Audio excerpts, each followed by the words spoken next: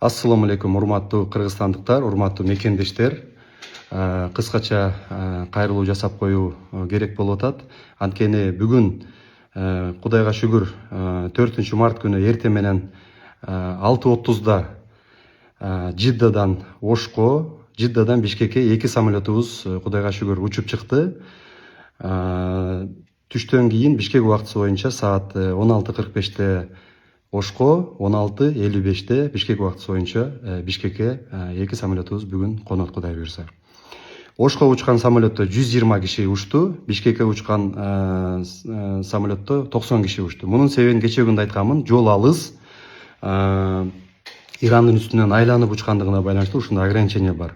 Ар бир бул Ошко Бишкекке учкан рейстердин тартибин кечээ айтканбыз. Жумасына Ошко 3 жолу, Бишкекке 3 жолу. Ошентип жумасына 6 жолу, 6 рейс Кудай буйрса мына азыр регуляр түрдө коюлду.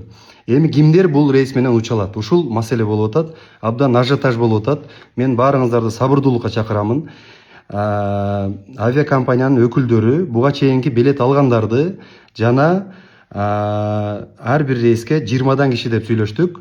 Алар кимдер? Ооруп жаткандар, жашы улгайгандар, аялдар жана жаш балдар деп ушу 20 кишини ар бир рейске кошконго сүйлөштүк. Ушуну туура кабыл алуу менен түшүнсөк. Калган чакырылбаган жарандар аэропортко келбей турсаңыздар. Анткени аэропортко келгендин баары азыр уча албайт. Чакырылгандар гана учат. Ошондой тартиби. Анткени буга чейин баардыгы билет алгандар. Мындан сырткары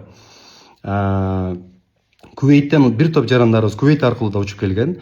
Жазира авиакомпаниясы аркылуу. Азыр муну дагы биз Кувейт жабык болгонуна байланыштуу биз Жазира менен дагы сүйлөшүп атабыз.